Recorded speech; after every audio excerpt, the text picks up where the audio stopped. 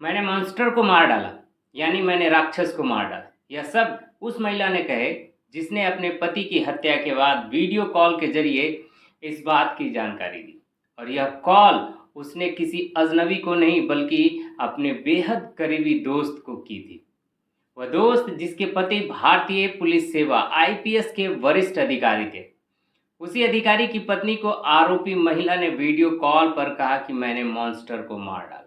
Monster यानी राक्षस शब्द आरोपी महिला ने अपने पति के लिए इस्तेमाल किया था। बीते कुछ दिनों, हफ्तों और महीनों में भारत के अलग अलग हिस्सों में पति पत्नी के बीच हत्या की घटनाएं सामने आई है। कभी पति ने पत्नी को मारा तो कभी पत्नी ने पति की हत्या की, लेकिन यह मामला उन सबसे अलग है। यह झकझोर देने वाला है। इसमें एक महिला ने किसी सामान्य व्यक्ति को नहीं बल्कि एक रिटायर्ड डीजीपी की हत्या की है। DGP director general of police, जो किसी भी राज्य का सर्वोच्च पुलिस अधिकारी होता है। यह कहानी एक ऐसी पत्नी की है जिसने रिटायर्ड डीजीपी की हत्या की, और हत्या से पहले और हत्या के बाद की घटना उतनी ही सनसनीखेज है। नमस्कार दोस्तों, दिल से स्वागत है आपका एक और रोमांचक, रहस्यमयी और सच्ची क्राइम स्टोरी में। दोस्तों, इस वीडियो का उद्देश्य किसी की भावनाओं को ठेस पहुंचाना या किसी को परेशान करना नहीं, बल्कि आपको सच्चाई से रूबरू कराना है। तो चलिए बिना देरी किए बढ़ते हैं कहानी की ओर। घटना कर्नाटक की राजधानी बेंगलुरु की है। मृतक का नाम ओम प्रकाश था, जो 1981 बैच के आईपीएस अधिकारी थे। वह बिहार के चंपारण जिले के निवासी थे। पढ़ाई दिल्ली में की और फिर यूपीएससी की परीक्षा पास करके भारतीय पुलिस सेवा में चयनित हुए। उन्हें कर्नाटक कैडर मिला, जहां उन्होंने विभिन्न जिलों में एडिशनल एसपी, एसएसपी, डीआईजी और आईजी जैसे पदों पर कार्य किया था। मार्च 2015 से 2017 तक वे कर्नाटक के डीजीपी भी रहे। इस दौरान राज्य की संपूर्ण कानून व्यवस्था की जिम्मेदारी उन्हीं के कंधों पर थी।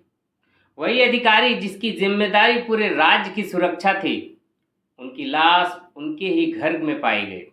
और सबसे चौंकाने वाली बात यह थी कि हत्या किसी बाहरी व्यक्ति ने नहीं बल्कि उनकी पत्नी ने की थी। घटना रविवार 20 अप्रैल की है। ओम प्रकाश के बेटे कार्तिकेश उस दिन कर्नाटक गोल्फ एसोसिएशन में गोल्फ खेलने गए थे। वह अपनी पत्नी के साथ बेंगलुरु में एक अलग मकान में रहते थे। ओम प्रकाश, जो 2017 में रिटायर हुए थे, अपनी पत्नी पल्लवी और बेटी कृति के साथ बेंगलुरु के एक 3 मंजिला मकान में रहते थे। उस समय उनकी उम्र लगभग 68 वर्ष थी। शाम लगभग 5 बजे कार्तिकेश को एक पड़ोसी का कॉल आता है, जिसमें उन्हें बताया जाता है कि उनके पिता की हत्या हो गई। यह सुनते ही तुरंत गोल्फ क्लब से अपने पिता के घर के लिए रवाना हो जाते हैं। लेकिन उससे पहले लगभग 4 से 4:30 बजे के बीच बेंगलुरु पुलिस के इमरजेंसी नंबर 112 पर एक कॉल जाती है। कॉल करने वाली महिला खुद को पल्लवी बताती है और साफ कहती है कि मैंने अपने हस्बैंड को मार डाला है। जब उसने अपने पति का नाम ओम प्रकाश बताया तो पुलिसकर्मी चौंक गए, क्योंकि यह नाम कर्नाटक के पूर्व डीजीपी का था। पुलिस की टीम तुरंत घटनास्थल पर पहुंचती है। थोड़ी देर बाद कार्तिकेश भी पहुंचते हैं। तब तक पुलिस मौके पर थी। सबको मॉर्चरी भेजा गया और पोस्टमार्टम की प्रक्रिया शुरू कर दी गई। एफआईआर दर्ज कराने के लिए पुलिस को शिकायत चाहिए थी, जो कार्तिकेश ने दी। उन्होंने एफआईआर में लिखा कि घटना के समय वह गोल्फ कोर्स में थे। वहीं से उन्हें कॉल मिला और जब वह घर पहुंचते हैं तो पुलिस पहले से वहां थी। उन्होंने यह भी बताया कि उनकी मां पल्लवी पिछले कई हफ्तों से उनके पिता को धमकियां दे रही थी। इन्हीं धमकियों से परेशान होकर ओम प्रकाश लगभग 1 हफ्ता पहले बेंगलुरु में रहने वाली अपनी बहन सरिता कुमारी के घर चले गए थे। उस दौरान घर में केवल पल्लवी और कृति मौजूद थी। लेकिन शुक्रवार को यानी 18 अप्रैल को कृति अपने पिता से मिलने बुआ के घर गई और उनसे कहा, पापा आप घर लौट आओ। ओम प्रकाश ने अनिच्छा के बावजूद घर लौटने का फैसला किया। एफआईआर में यह भी लिखा गया कि पल्लवी और कृति दोनों अक्सर ओम प्रकाश को धमकियां देती थी और दोनों मानसिक तनाव से गुजर रही थी। पल्लवी को मानसिक बीमारी भी थी। कार्तिकेश को पूरा विश्वास है कि यह हत्या उसकी मां और बहन ने मिलकर की है। इसके बाद पुलिस ने जांच शुरू की। चूँकि ओम प्रकाश रिटायर्ड डीजीपी थे, उन्हें सुरक्षा भी दी गई थी, लेकिन 20 अप्रैल को संयोगवश कोई सुरक्षा गार्ड तैनात नहीं था। ऐसा पहले भी कई बार हो चुका है, क्योंकि उन्हें अब किसी गंभीर खतरे की आशंका नहीं मानी जा रही थी। उनका मकान 3 मंजिला था और उसमें सीसीटीवी कैमरे लगे थे। जब पुलिस ने सीसीटीवी फुटेज खंगाला तो सामने आया कि दोपहर से शाम तक कोई भी व्यक्ति घर के अंदर आया या बाहर गया नहीं। यानी उस समय घर में केवल 3 ही लोग थे और कोई बाहरी व्यक्ति नहीं आया था। पुलिस ने जब गहराई से जांच की तो पाया कि घर में प्रवेश के किसी भी स्थान पर, जैसे दरवाजा हो या खिड़की हो, पर कोई जबरन घुसपैठ का निशान नहीं था। न कोई ताला टूटा था, न कोई लॉक टूटी थी। यानी घर में घुसपैठ नहीं हुआ था। घर में एक शव था और 2 लोग जीवित थे। एफआईआर के अनुसार जब पुलिस घर में दाखिल हुई तो ओम प्रकाश की लाश ग्राउंड फ्लोर के डाइनिंग हॉल में फर्श पर पड़ी थी। डाइनिंग टेबल पर खाने की प्लेट रखी हुई थी और उसी हॉल में एक कुर्सी पर पल्लवी बैठी थी। चारों ओर खून फैला हुआ था। पुलिस ने पूछा कि बेटी कृति कहाँ है, तो पल्लवी ने बताया कि वह फर्स्ट फ्लोर में अपने कमरे में। पुलिस की टीम ऊपर गई, दरवाज़ा खटखटाया, लेकिन कृति ने दरवाज़ा नहीं खोला। कई बार कोशिश की गई, कोई प्रतिक्रिया नहीं मिली। आखिरकार पुलिस को दरवाज़ा तोड़ना पड़ा। कमरे के भीतर कृति अकेली बैठी थी। पुलिस ने उसे बाहर निकाला और माँ बेटी दोनों से घटनास्थल पर प्रारंभिक पूछताछ की। जैसे ही एफआईआर की कॉपी आई, देर रात तक पुलिस ने दोनों को हिरासत में ले लिया। अगले दिन सोमवार 22 अप्रैल को दोनों से घंटों पूछताछ की गई। इसके बाद पुलिस ने पल्लवी और कृति को औपचारिक रूप से गिरफ्तार कर लिया। पुलिस द्वारा पूछताछ में पल्लवी ने पूरी घटना बताई। उसने बताया कि ओम प्रकाश के पास एक पिस्तौल थी और वह छोटी छोटी बातों पर झगड़ते थे। झगड़े के दौरान वह पिस्तौल दिखाकर उन्हें धमकाते थे कि गोली मार देंगे। पल्लवी के अनुसार 20 अप्रैल की दोपहर जब तीनों ओम प्रकाश, पल्लवी और कृति डाइनिंग टेबल पर बैठे थे, तब फिर झगड़ा हुआ। बहस की शुरुआत ओम प्रकाश ने की थी, जो बढ़ते बढ़ते गंभीर हो गई। पल्लवी का दावा है कि जब ओम प्रकाश ने पिस्तौल निकाली तो अपने आत्मरक्षा में चाकू उठाया और हमला कर दिया, जिससे उनकी मौत हो गई। लेकिन जब पुलिस ने घटनास्थल की फॉरेंसिक जांच की तो सामने कुछ और ही आया। पुलिस को घर में 2 चाकू मिले, जिन पर खून भी लगा हुआ था। एक बोतल भी बरामद की गई, जिससे यह हमला पूर्व नियोजित प्रतीत होने लगा। पल्लवी का बयान था कि उसने हत्या अकेले की है और उसकी बेटी कृति का इसमें कोई हाथ नहीं। लेकिन पुलिस को शक है कि कृति भी हत्या में शामिल थी, क्योंकि जब पुलिस मौके पर पहुंचती है तो ओम प्रकाश का शव एक चादर से लिपटा हुआ मिला था, जो हत्या के बाद सबूत छिपाने की कोशिश मानी जाती थी। जैसे जैसे जांच आगे बढ़ी, एक और चौंकाने वाली जानकारी सामने आई। 20 अप्रैल को जब ओम प्रकाश घर लौटे तो उनके लिए 2 तरह की मछलियां बनाई गई थी, क्योंकि उन्हें मछली खाना बहुत पसंद था। टेबल पर उनकी प्लेट सजी थी, लेकिन जब पुलिस ने जांच की तो पाया कि खाना खाया ही नहीं गया था। यानी झगड़ा खाना खाने से पहले शुरू हो गया था। पुलिस को डाइनिंग टेबल, फर्श, सब के पास मिर्ची का पाउडर मिला। अब जो कहानी सामने आई वह ये थी कि झगड़ा के दौरान पल्लवी ने मिर्ची पाउडर उठाकर ओम प्रकाश की आंखों में फेंका। जलन की वजह से वह कुछ देख नहीं पाए और इनका फायदा उठाकर पल्लवी ने चाकू से हमला ताबड़तोड़ कर दिया। ओम प्रकाश कुर्सी से गिरकर फर्श पर आ गए और पल्लवी ने लगातार 8 से 10 बार चाकू से वार किए। उनके पेट पे, सीने पे, गर्दन पे, बाजुओं पे खून चारों तरफ फैला हुआ था। ओम प्रकाश लहूलुहान हालत में फर्श पर पड़े हुए थे और पल्लवी पास में रखी एक कुर्सी पर जाकर बैठ गई। यह पूरी घटना घर में लगे सीसीटीवी कैमरों में रिकॉर्ड हो गई।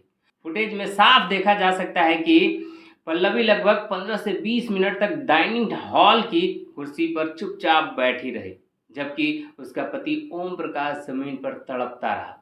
जब पल्लवी को यकीन हो गया कि ओम प्रकाश की मौत हो चुकी है, तब उसने अपनी बेटी कृति को बुलाया।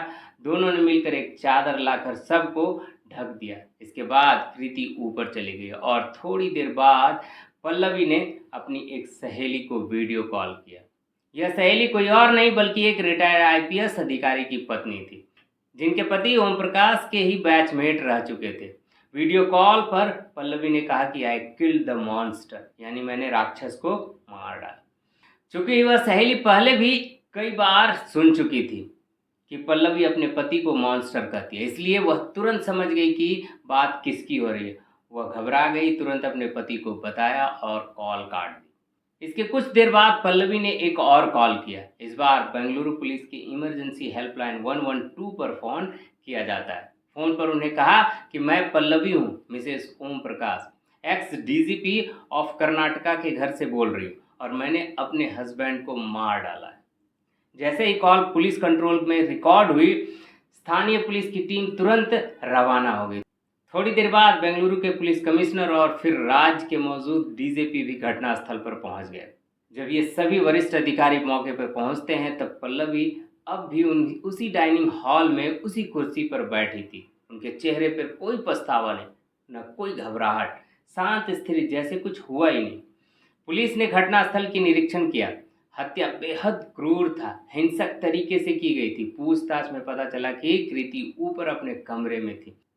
दरवाज़ा नहीं खोलने पर पुलिस को दरवाज़ा तोड़ना पड़ा और कृति को बाहर निकालकर माँ बेटी दोनों को हिरासत में ले लिया गया। अब यह स्पष्ट था कि हत्या हुई, लेकिन पुलिस के सामने सबसे बड़ा सवाल था कि आखिर हत्या की वजह क्या थी। ओम प्रकाश और पल्लवी की शादी लगभग 40 साल हो चुके थे। दोनों कर्नाटका में ही रहते थे, जहां ओम प्रकाश का कैडर मिला हुआ था। उनके 2 बच्चे थे, एक बेटा और एक बेटी। इतने सालों की शादी में उन्होंने साथ मिलकर एक घर बनाया और वही घर में रहते थे। तो ऐसा क्या हुआ कि मामला इतना चरम पर पहुंच चुका था? बेटा कार्तिकेश कहता है कि उसकी माँ उसके पिता को धमकाती थी, इसलिए उसके पिता 1 हफ्ते पहले अपनी बहन के घर चले गए थे। अब पुलिस के सामने सबसे अहम चुनौती था, हत्या का मकसद क्या था। प्रारंभिक जांच में बेटे कार्तिकेश के अनुसार उनकी मां पल्लवी और बहन कृति दोनों डिप्रेशन के मरीज थे। लेकिन सवाल उठता है कि क्या केवल डिप्रेशन का हालात में कोई व्यक्ति इतनी बेरहमी से हत्या कर सकता है? जैसे जैसे जांच आगे बढ़ी, एक बड़ा खुलासा हुआ। पल्लवी को केवल डिप्रेशन नहीं था, बल्कि वह बीते 12 सालों से सिजोफ्रेनिया नाम के एक गंभीर मानसिक बीमारी से पीड़ित थे। सिजोफ्रेनिया एक ऐसी स्थिति है जिसमें मरीज भ्रम और डर के साए में जीता है। उसे बार बार लगता है कि लोग उसे नुकसान पहुंचाना चाहते हैं, उनकी जान के पीछे हैं। पल्लवी के दिमाग में यह डर बैठ चुका था और उसका सबसे बड़ा दुश्मन कोई और नहीं बल्कि उसका अपना पति ही था। एक बार वह खुद थाने पहुंच गई थी। उसने पुलिस से शिकायत की थी कि ओम प्रकाश उसे पिस्तौल दिखाकर जान से मारने की धमकी देते हैं, लेकिन उस समय पुलिस ने शिकायत दर्ज नहीं की थी। शायद इसलिए क्योंकि आरोप एक डीजीपी पर था। उन्होंने पल्लवी को समझा बुझाकर भेज दिया, लेकिन वह थाने के बाहर धरने पर बैठ गई। काफ़ी मुश्किल से उसे वापस भेजा गया था। कार्तिकेश की शिकायत में यह दर्ज है कि पल्लवी अक्सर कहती थी कि उसका पति उसे मारना चाहता है। हादसे के बाद पल्लवी ने यही कहा, ओम प्रकाश के पास लाइसेंसी पिस्तौल थी और वह झगड़ों में उसे दिखाकर डराते थे। अब जब पुलिस को पल्लवी की मेडिकल रिपोर्ट मिली तो उसमें सिजोफ्रेनिया की पुष्टि हो गई। तब यह सवाल और गहरा हो गया, क्या यह डर महज भ्रम था और क्या इसी भ्रम के चलते पल्लवी ने 20 अप्रैल को अपने पति की हत्या कर देता है? अब पुलिस इस एंगल से भी गहन जांच में जुटी हुई है। इसी बीच जांच में एक और पहलू सामने आया, प्रॉपर्टी का विवाद। ओम प्रकाश ने बेंगलुरु में एक मकान खरीदा था जिसमें वह पत्नी और बच्चों के साथ रहते थे। इसके अलावा उन्होंने बेंगलुरु में एक और प्रॉपर्टी खरीदी थी जिन्हें उन्होंने अपनी बहन सरिता कुमारी के नाम किया था। वही बहन जिनके घर वे कत्ल के 1 हफ्ते पहले रहने चले गए थे। फिर शुक्रवार को कृति उसे मनाकर वापस लाई और 48 घंटे के भीतर हत्या हो गई। अब पुलिस को जानकारी मिली कि उस दूसरी प्रॉपर्टी को लेकर पल्लवी और ओम प्रकाश के बीच अक्सर झगड़े होते रहते थे और इन झगड़ों में कृति हमेशा उनकी मां का ही पक्ष लेती थी। अब पुलिस के पास 2 संभावित एंगल है।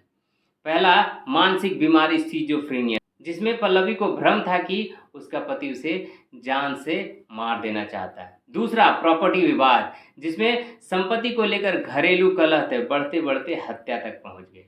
आज के समय में लोग मामूली पैसों के लिए भी हत्या कर बैठते हैं। तो क्या यह मामला सिर्फ मानसिक बीमारियों तक ही सीमित था या फिर जायदाद, अधिकार और गुस्से का विस्फोट था?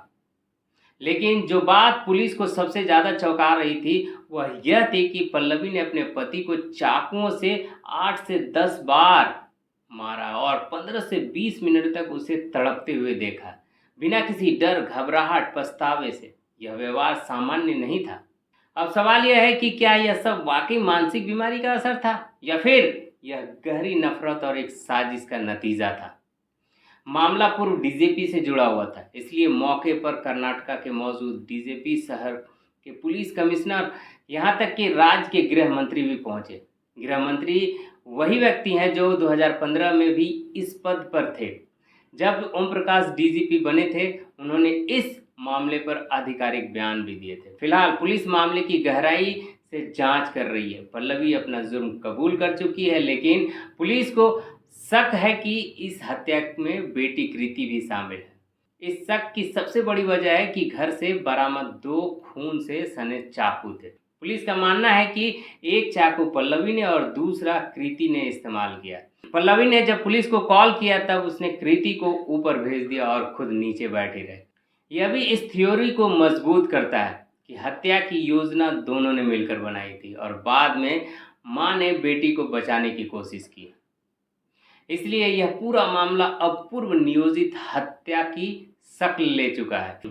फिलहाल पुलिस दोनों को आरोपी मान रहा है और दोनों से गहन पूछताछ की जा रही है। पोस्टमार्टम हो चुका है, क्योंकि मां और बेटी हिरासत में, और सब बेटे कार्तिकेय को सौंप दिया गया है, जिन्होंने बेंगलुरु में अपने पिता का अंतिम संस्कार कर दिया। अब पल्लवी और कृति कर्नाटका पुलिस की कस्टडी में, उसी पुलिस विभाग के जिसके प्रमुख कवि ओम प्रकाश थे, और आज उसी विभाग के गिरफ्त में उनकी पत्नी और बेटी है। इस केस का असली मोटिव अब भी साफ नहीं हुआ। जैसे जैसे जांच आगे बढ़ेगी, अगर कोई नया तथ्य और मकसद सामने आता है तो पुलिस उसे उजागर करेगी। तो दोस्तों, ये थी आज की डार्क रियलिटी। अगली बार फिर मिलेंगे एक नई और सच्ची क्राइम स्टोरी के साथ, जहां सच सामने आएगा और राज बेनकाब होंगे। तब तक सतर्क रहें, सुरक्षित रहें और अपने परिवार का ख्याल रखें। दोस्तों, इस वीडियो को देखने के लिए दिल से बहुत बहुत धन्यवाद। जय हिंद।